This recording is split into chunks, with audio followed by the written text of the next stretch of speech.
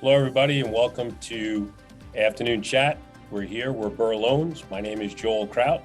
I have Aaron Kraut with me and Jerry Landau. We're excited to be here to have the opportunity to speak about short-term rental and Airbnb, commonly referred to as Airbnb in most parts of the country.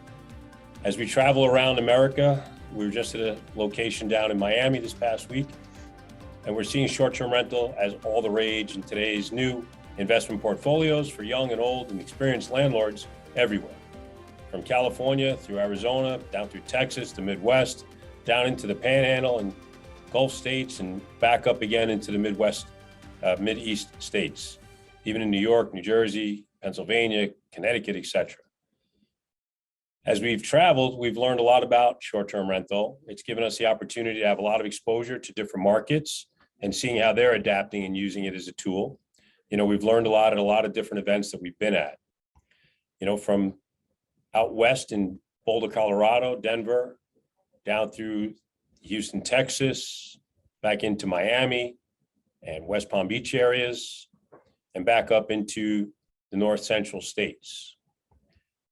Short-term rental is a relatively new product, the last 5 or 7 years in particular, and certainly becoming the hot rage in the last 36 months.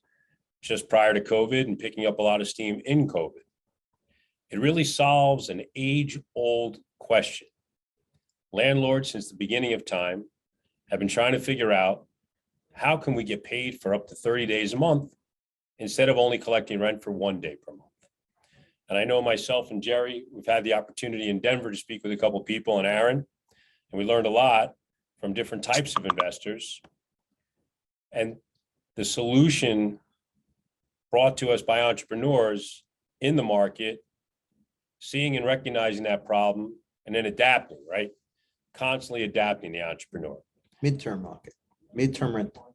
The midterm rental was a solution necessary as some of the higher rent markets, the nicer, more desirable areas, have actually pushed back against short-term rental and don't want to see that type of traffic, the foot traffic, in and out of a lot of their places.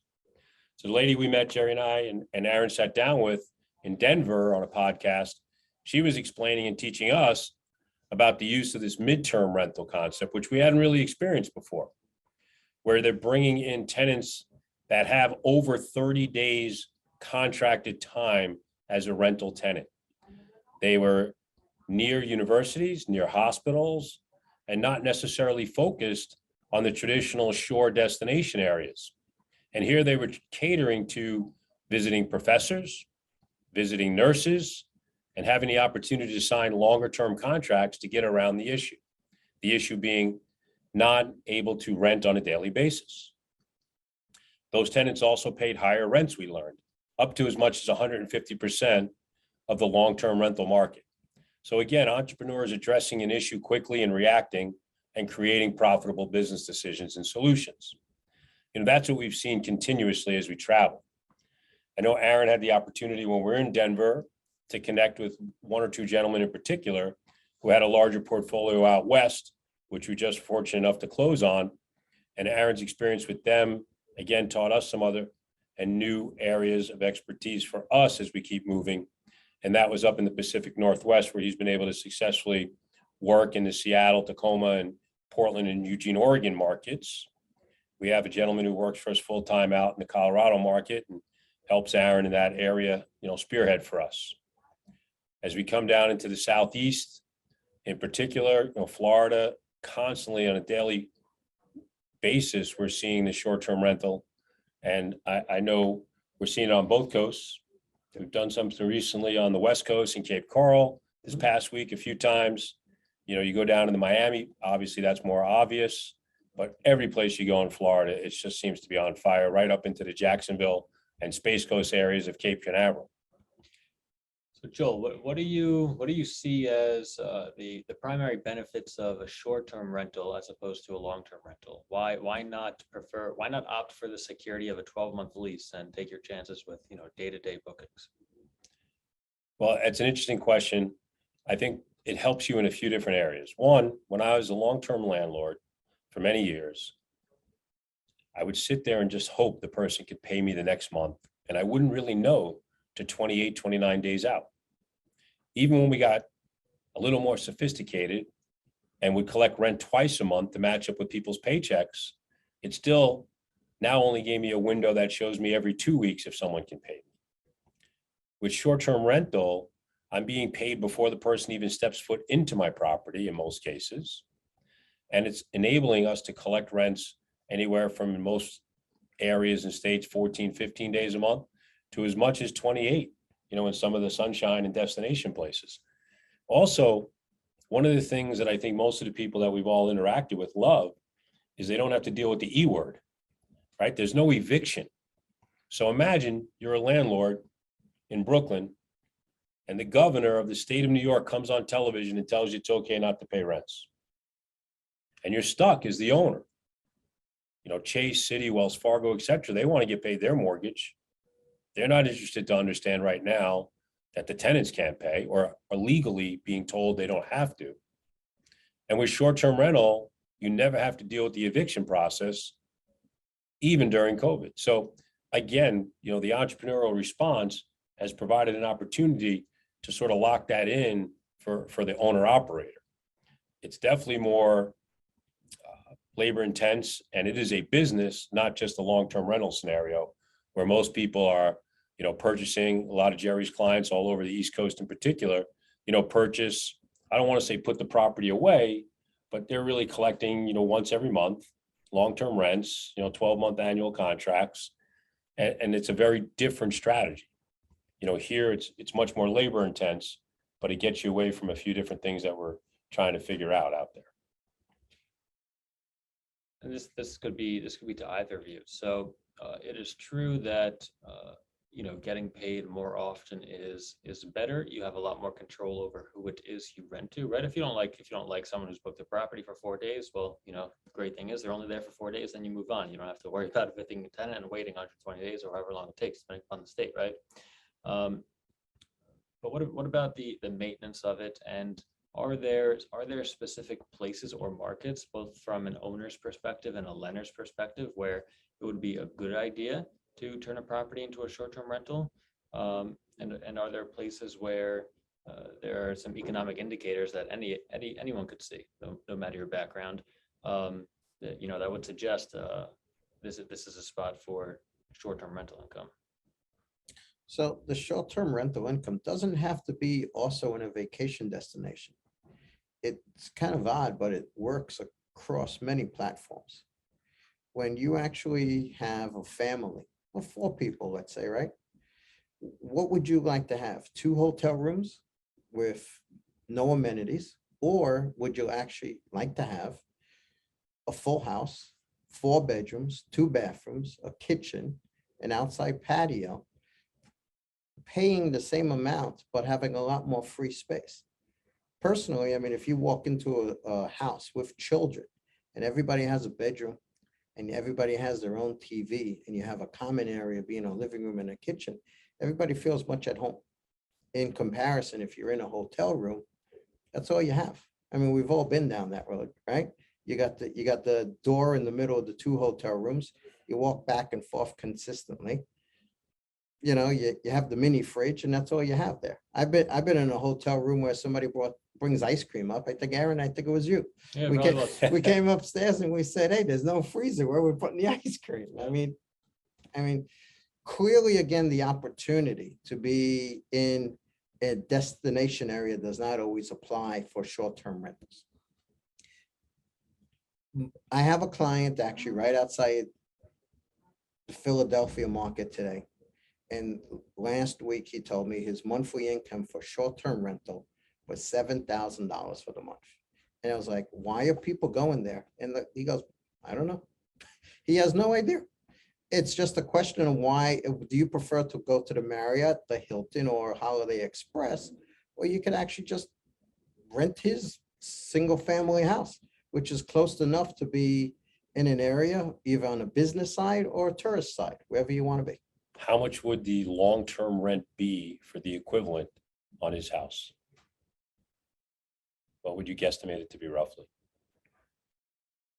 $24,000, $2,000 a month for the entire year.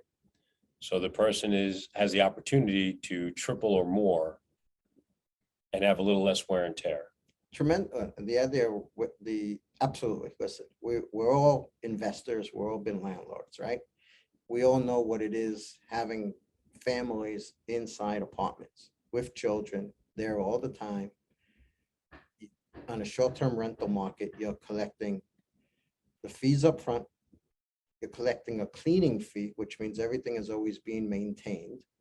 And if people do bring an animal or pet along, you're also collecting an additional fee in order to, bring that pet into the property. Clearly, I mean, again, when you look at the strategic way of doing that type of business, it definitely works.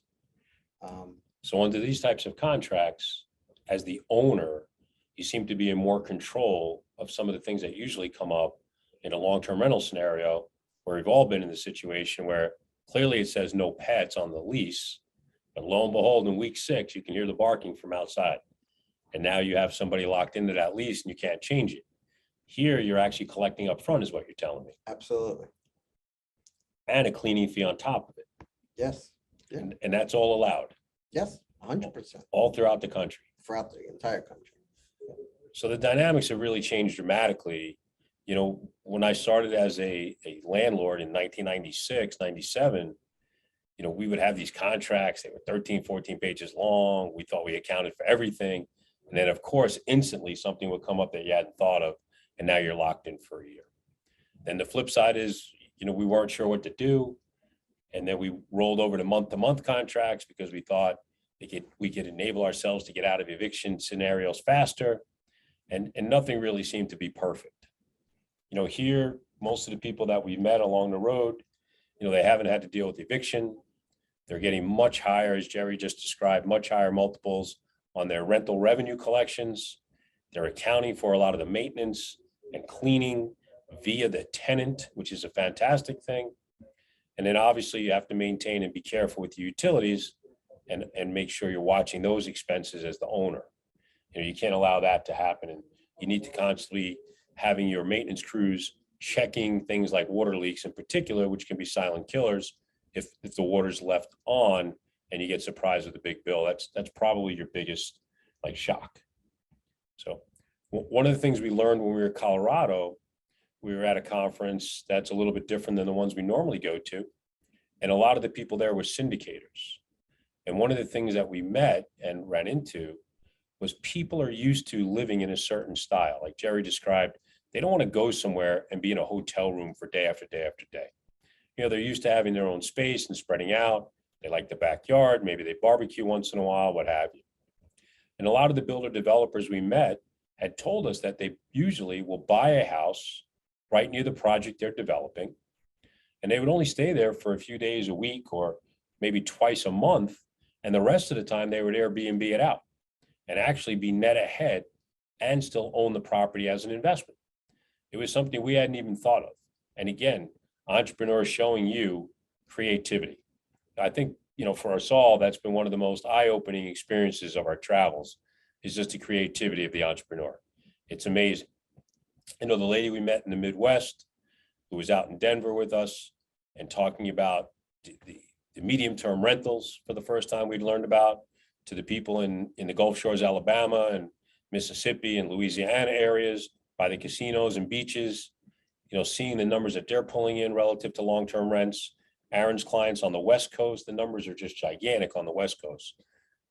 So that's an interesting point, right? So for whatever reason, I tend to see a lot of larger size loan requests for these Airbnb properties. I mean, pretty recently we did a $2.7 million purchase loan on a unique property on the beach in South Carolina. And whenever you see something like that, where someone says, the expected revenue for the year is $600,000, right? Especially beach areas or very, very high-end type places. The question is, how do you really assess whether or not that's realistic, and what is the actual risk to that prediction when you have to factor things in like weather, right? If you're in a beach town, what happens if there's a hurricane and it takes out 2 weeks of the season, right? Well, now your predicted $45,000 a month is now 20 or 0, right? Because there's damage to the property. Now you got to fix it. and it's not a 12-month lease scenario where the person's just locked in and going to write you a check regardless. So, as a lender, Joel, Jerry, when you're talking to clients and evaluating things like that, what are you thinking about? What are you advising your clients to think about whenever they're considering some properties like that, or even in more mid-market areas, right? Where they're kind of up and coming or converting condos, which is, really popular right now, into, short-term rentals. What are the kind of, index points that you're looking for that suggest, oh, this is a good idea? Like, for example, restaurant activity, traffic activity, tourism activity, per month, per week, is there any type of consistency to that? Just to give some examples. Okay, well, I think you do. You bring up a great point. Going back to what Joel's saying also, the entrepreneur trying to think about new things out of the box when you're looking at where to purchase new properties. Short-term rentals, as we're talking about here. As I was mentioning to you, I think there's a space for it. It doesn't always have to be, when you think about it, a destination area. We live in New Jersey. I had clients years ago, 3 years ago, if you understand, a 20-minute ride out of Manhattan, which brings you into Jersey City, Newark. People were doing short-term rentals. And a guy was mentioning to me, he goes, I never would have done this if it wasn't for my wife. He goes, it's the best thing I've ever done. Why? He goes, they come in, they make their payments. He goes, the house is clean in the end. Maintenance is totally taken care of. He goes, I've tripled my income in terms monthly. And this was years before it even got very popular. And again, he's in an area, you don't have to stay inside Manhattan, but take that 15-minute train ride right across the water, and you get to enjoy everything that you want. So a lot of times when we're looking at these properties all over the country, to Aaron's point, we're looking at not just the obvious, what are the university systems like? Are they growing? Are there downtown demographics that are growing? Jerry and I were recently in Houston. We were amazed at what a great job they had done with a downtown area, not just to revitalize it, but to truly make it a destination with different activities, ballparks, arenas, university systems, hospitals, convention centers. And they're bringing in people in droves in a non-obvious manner. It's not a beach town. Are constantly thinking, we all sort of think of the Gulf Coast and the East Coast of Florida as the naturals. But as Jerry's mentioned, Aaron's asking, there are a lot of other factors that go into this. We're looking at some of those demographic trends. We're seeing who's expanding, what cities and what areas, and in particular, university systems and hospital systems will bring in a ton of people, both short-term as they work through those organizations, new construction being established for international corporations coming back to cities, as a lot of cities have incentivized them with taxes and tax abatements. And we're seeing a lot of that as they try to bring in work staff. It's not just tourists. And that is a big change in the market. And one that as you come out of COVID, when everyone needs to get closer to work without being at work, that has really changed the dynamics. We use a system called BRRRR. It's a database. It brings in all the information for, let's say, the last 5, maybe a little more, 5 to 7 years, from Airbnb, vacation rent by owner, Evolve management, the systems that are usually associated with the short-term rental market. And that's a centralized database that we can all review and look to get a sense of what the expectations are for the property's revenue creation. We are often surprised, as Aaron mentioned, we had a client, Aaron's client down in South Carolina was telling us to base this off of a $600,000 run rate. Well, when we're looking in AirDNA's database, we're surprised often how well these correlate when you actually see the properties up and running. I know it's a fairly fresh database over 5 years, but it is incredible how accurate it is over time. So again, the short-term rental market has dramatically changed things for today's landlord. Tons of young people across America, as they invest for their financial future and trying to build their financial freedom, are opting for this as they're forced to buy properties at fair market value. There aren't been many opportunities to buy things at discounts unless you buy a truly dilapidated, impaired house and really put a lot of work back into it, or buy a property and add value by maybe adding a level to the house to change its value. But here you can take a fair market property and change the equation by altering the revenue side, which is not something in the past that has really been considered or looked at other than the incremental changes in annual revenue from rent. This has dramatically accelerated that. Often when we're evaluating properties, and Aaron is our final go-to in underwriting, he's looking at properties that are cash flowing, but the cash flow is tight. And here, the cash flows, I would say, always work. And to me, that's one of the things, that is most concerning, right? I'm always concerned when something looks easy on its face, because nothing is easy on its face. And that is always cause to pause. And whenever I speak to clients and they're thinking about buying the first Airbnb, or they're thinking of taking the next jump, in terms of, price per square foot or value or unit size or something like that, there are economy of scale questions at every step. And just because, someone is successful at this point in a specific market, that doesn't mean it's going to translate to the next step. And that may be, no fault of an individual. It could just be characteristic of a specific place, right? Just because a condo can rent for $1,000 a day, along a golf course somewhere, or along a beach, or in a really good school district at a certain time of year, that doesn't mean if you buy 8 of them, you're going to 8 times your revenue, right? There could be some other factors that influence whatever loss cycle is going to occur. So from an owner standpoint, I always ask clients, right, what is your worst case scenario?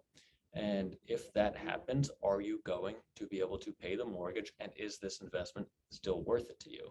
Because if it is not worth it to you in a worst case scenario, then something else needs to be happening. Either a strategy that's happening contemporaneously on some other type of asset class, so you can try to counteract that risk you're taking, or just maybe look for a different deal. And I think sometimes for borrowers it's difficult here because it's pretty hard to find deals. I think, fortunately, the market's opening up a bit as interest rates rise, and it becomes a little more difficult for people to actually come up with the money to buy the properties. But that leads me into, I guess, the next question, which is no lenders, whether they're conventional, commercial, residential, what have you, no one has actually seen a loss cycle occur with respect to the asset class of short-term rental, right? So we don't know what true vacancy rates look like in a world where demand really plummets by a significant percentage for short-term rentals. No one really knows that.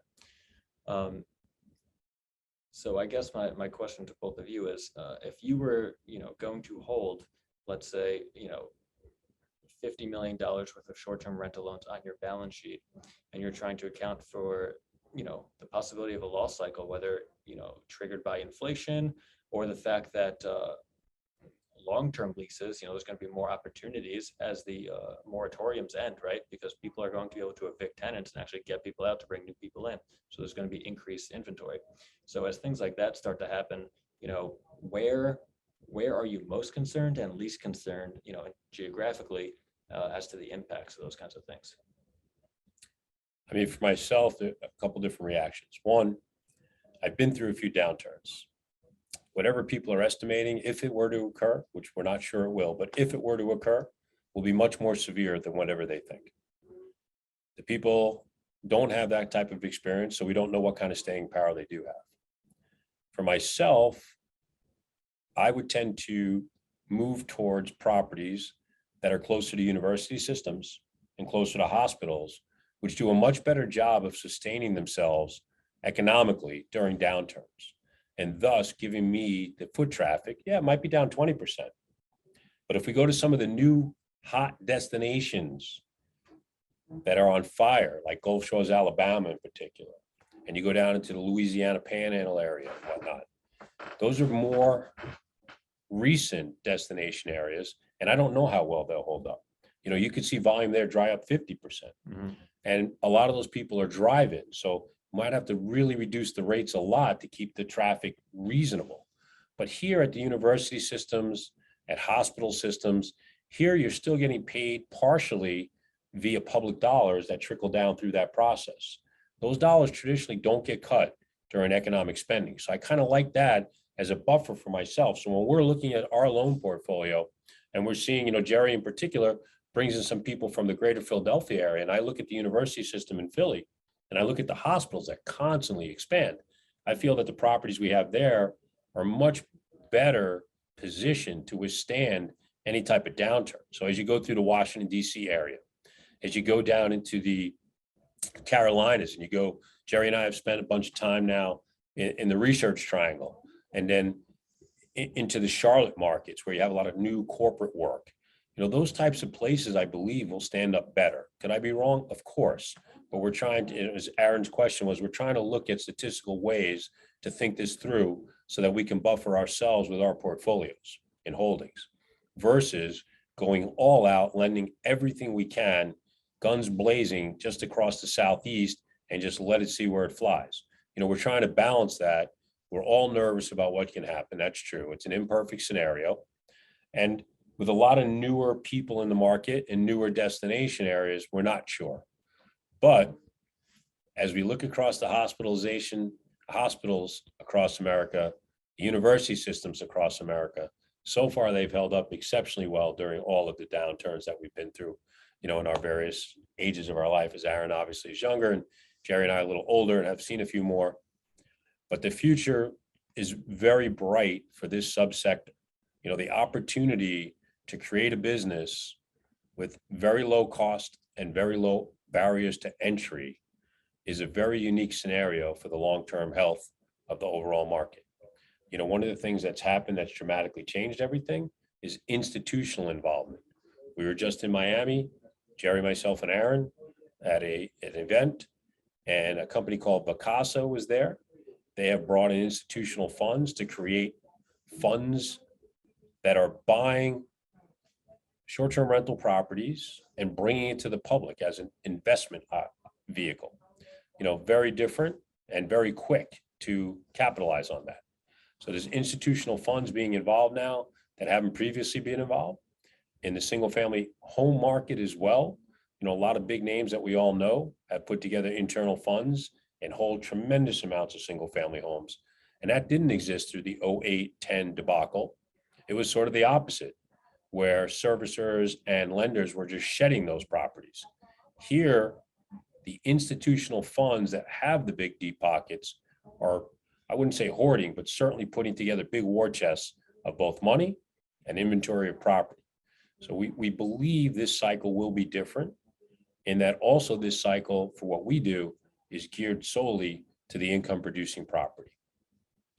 We appreciate the opportunity to be here with everybody today on behalf of Aaron, myself, and Jerry. We're BRRRR Loans. We're based out of New Jersey with a satellite office in Jupiter, Florida, and Boulder, Colorado. And we look forward to the opportunity in the future to answer any questions you might have. Denver, Colorado. Denver, Colorado, sorry. And we look forward to the opportunity to answer any questions you may have. Thank you very much. Hey, guys. Thank you, Jerry. Thank you, Joel, Aaron. You guys make a good team. I really enjoyed listening to you, Joe. You guys really put it together nicely, and you sound so professional. And it's really exciting to have you guys as sponsors, of course. And we want to thank you. We truly want to thank you.